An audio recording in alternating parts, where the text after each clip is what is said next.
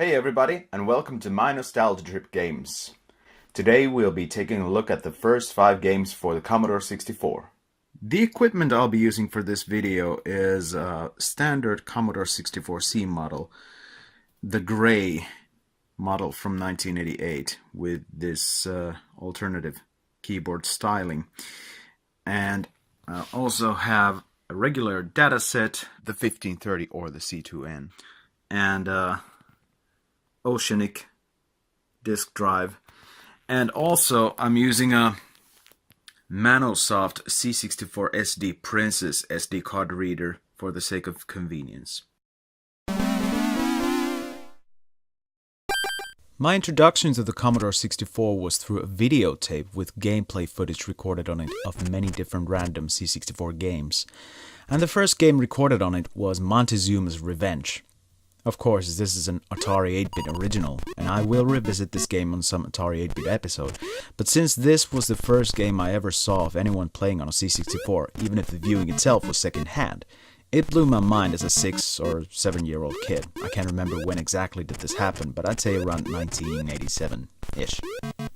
Montezuma's Revenge itself, as it became known to most of us, is a classic maze platformer with the main purpose of being just to find the exit to the next level and gather as much treasure while at it as you can. Your way down is hindered by an army of snakes, spiders and bouncing skulls, fiery traps and even darkness, all of which can be dealt with by collecting certain items into your very limited inventory. Also, many doors need to be opened with keys that will also waste some pocket space. Eventually you will notice that a little bit of backtracking is required to become successful in your quest. If you want to read a full-blown comparison of all the different officially released versions of Montezuma's Revenge, as well as some unofficial ones, you can find a link in the video description below to my blog entry from almost 4 years ago.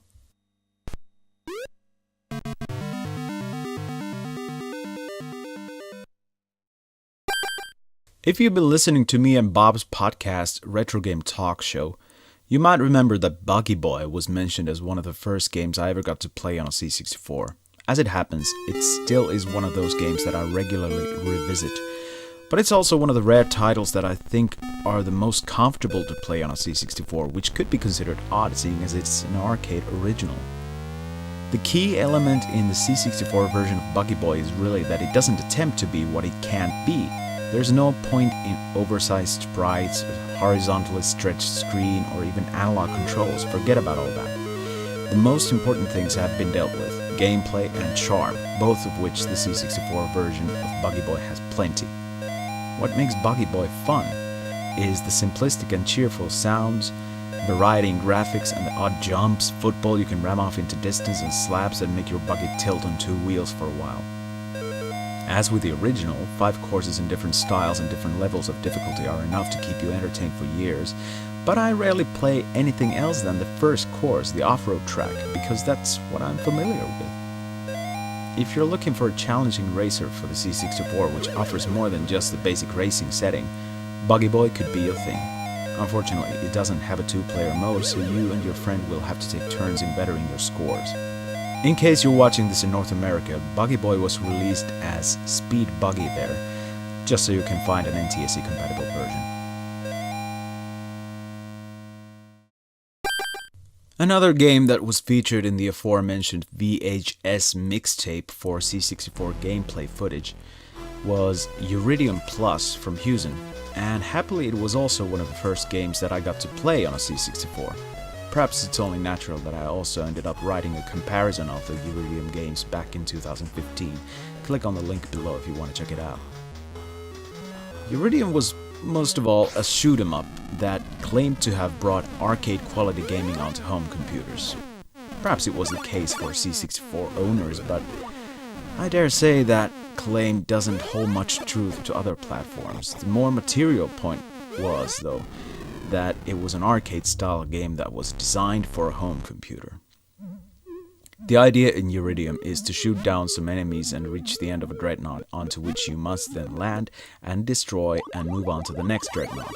The game was notoriously difficult, and some have even proved it impossible to beat. But that never mattered to me, since I never got further than maybe the 5th or 6th Dreadnought anyway, and I still found it enjoyable. But the thing is, Uridium Plus was what I first played, and in comparison to the original Uridium, this one has the landing bit done less bothersome. The launch sequence is much quicker than in the original, and the Dreadnoughts are, for the most part, better designed than those in the original. But I would say it's a classic in either case.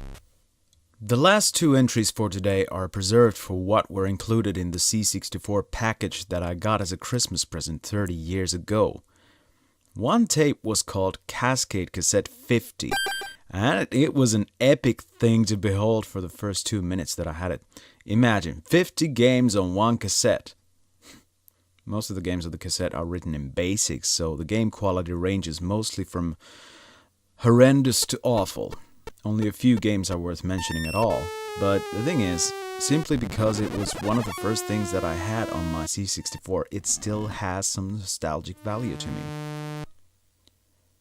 The cassette holds a few text adventures, a couple of Pac-Man clones, some bomber games, a Hangman game, a couple of racing games, some word games, some lunar lander clones, etc., etc. Exactly the things you would expect this sort of a compilation to have.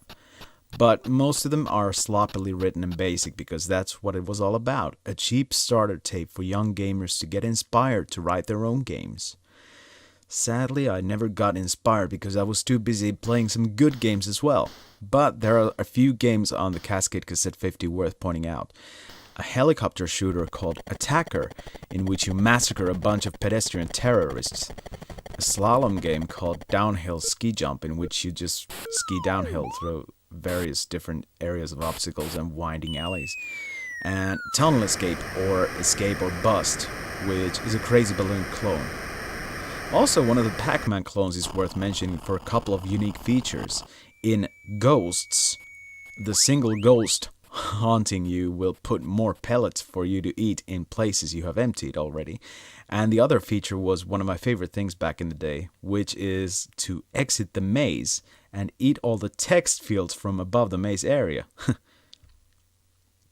While making this video, I found out that for some reason the game Attacker is not the same Attacker on all tapes.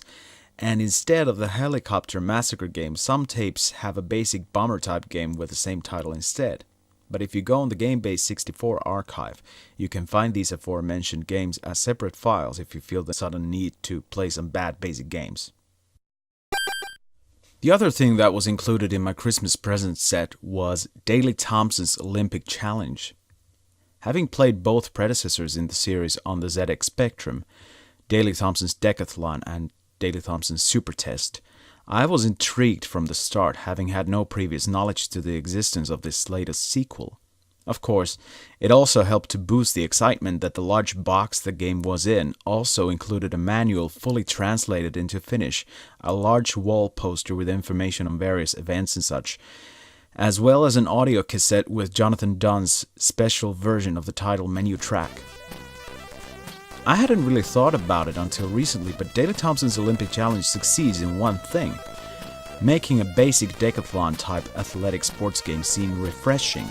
And there are a few features that help the game to achieve this. And first off, the pre-decathlon workout segment with 3 weightlifting events. Completing each workout event earns you energy drinks to consume during the decathlon itself, which help the joystick waggling from becoming too tiresome, which is helpful in the longer running events.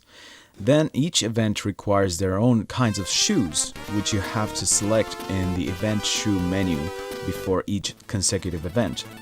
Pick the wrong shoe and you're gonna have a bad time. Finally, the scoring system, which mostly serves as an access card for further events. Each event has a score requirement, so if you manage to gather up enough score from early events and then fail at a later one, you still have the chance to proceed to the next event regardless of one fail. The downside is that since this is not as simple a game as Activision's Decathlon, you can't practice each event as you wish, so you have to know specifically what you're doing in each event, which is why you have the manual. Being the only proper game in my early C64 in years, I played this one a lot, resulting in a couple of broken QuickShot 2 turbo joysticks and a necessity to buy some more games. Still, it's an interesting decathlon type game with unique features, great graphics and soundtrack, and it's well worth checking out.